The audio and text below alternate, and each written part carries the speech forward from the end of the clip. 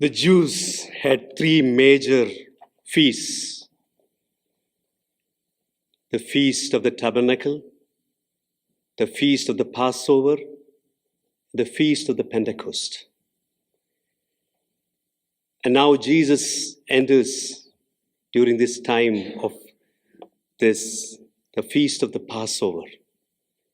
Only a male adult who lives 15 miles radius are really obliged to attend this. As a practicing Jew, Jesus entered Jerusalem. And that's the background. And here we see today's gospel. Here is a person waiting 38 years. I'm just wondering what he was doing. Maybe patiently waiting, watching, wondering. In our life, we also have to wait for the Lord. Before any good comes in our life, we may have to wait. Sometimes in a very difficult situation. There is a beautiful word of God in Ecclesiastes or Sirach 2 verse 3 and 4. In the uncertainties of your humble state, be patient. That's what he was doing.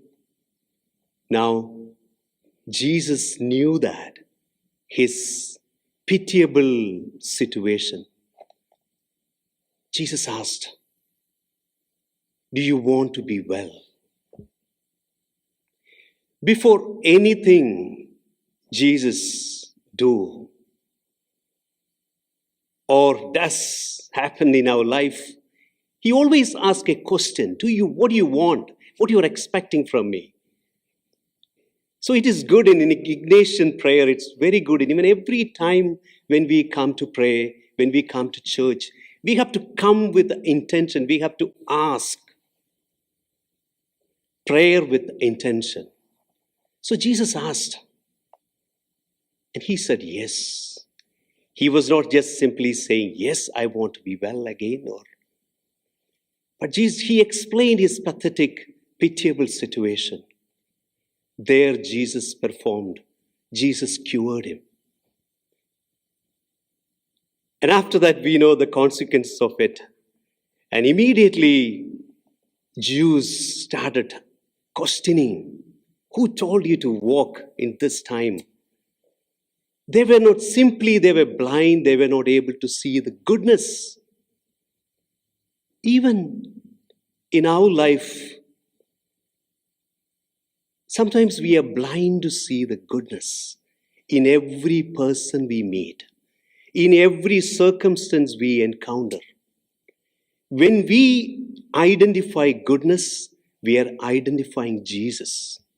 Yesterday, I had a wonderful experience. I went to celebrate Mass, one of the facilities here.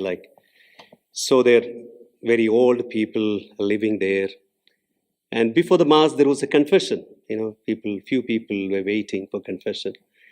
And after a few confessions, one elderly lady came to me and said, I have nothing much to confess. But I just came here to say to you, I'm so blessed to be here. Do you know all the people who are around me? They're wonderful. And the lady who just came before me, she is amazing. She is ready to help everyone. She smiles at everyone. I was so happy. And this is what we are called to do, especially during this time of Lent. Not just finding fault. Not just to become ritualistics. The Lent is not just for the time of just losing our weight, just to change a little bit habit. But Jesus wants all of us to become like him. That's the ultimate purpose.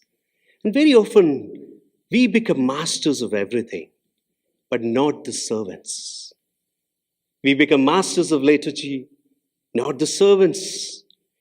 And very often we are so much worried about what's happening around the altar, not on the altar.